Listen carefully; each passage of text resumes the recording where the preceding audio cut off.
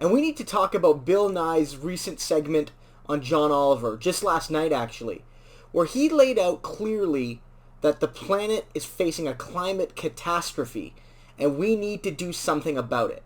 And what a lot of politicians, especially those who are conservatives, but even a lot of liberals, they failed to do is have real conversations about how we need to change things. There's this whole narrative that we can keep just doing things as we've always done them, or that small band-aids can fix this major problem, but that is BS.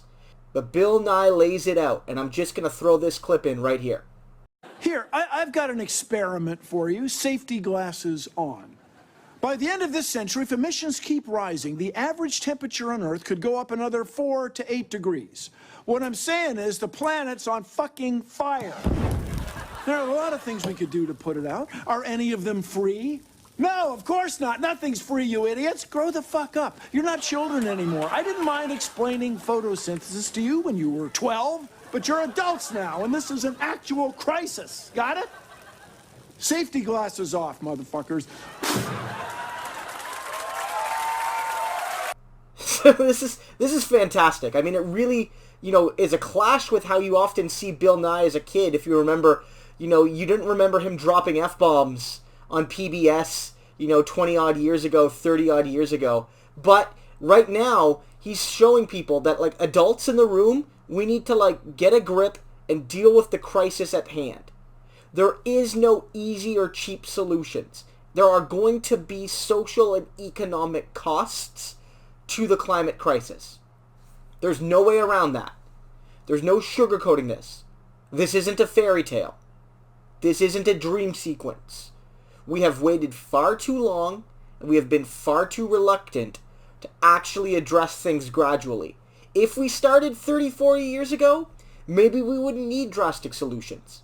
But we didn't start 30 or 40 years ago. So we need to leap. We need a Green New Deal. We need to leap forward to a future where the climate is put as a central priority. And the reality is that it's going to have social and economic costs. Bill Nye is right. When he's like, are there solutions that don't cost money? He's like, no. Grow the fuck up. There's going to be solutions, but they're going to have costs. This is where the Green New Deal comes in, folks. This is where the Green New Deal comes in. John Oliver's surrounding segment was about the Green New Deal.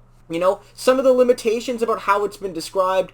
We don't know a lot of things from how it would be implemented specifically, but a generally supportive segment on the idea of the Green New Deal. And in my view, the Green New Deal outlines that our climate must be saved, and it will require massive political and economic and social reform to do so.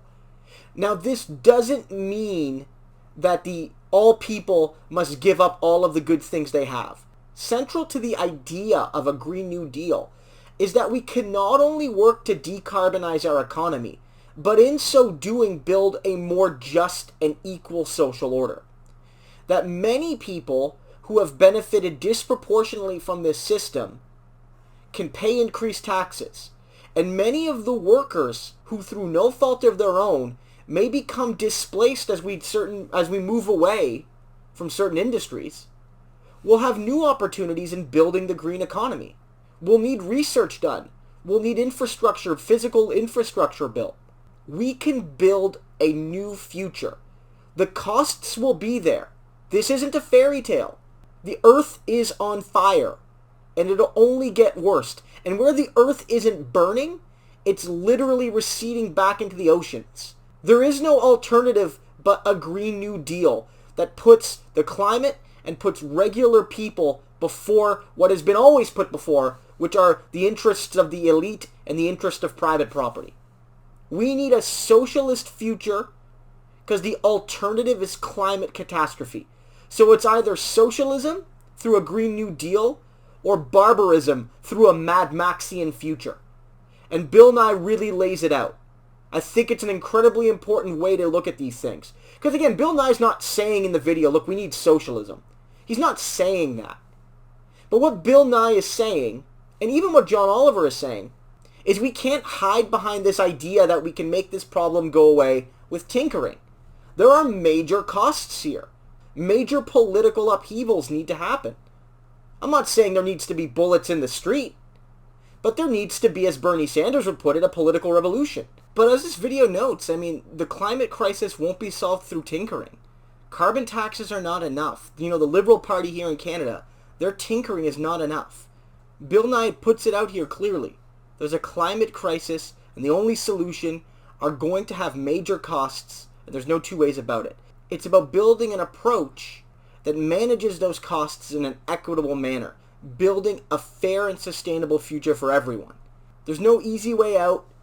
There's no fairy tale that allows us to continue to keep pumping carbon, yet build a future for our children and grandchildren. But it doesn't have to mean we end up in a Mad Max or Elysium type state.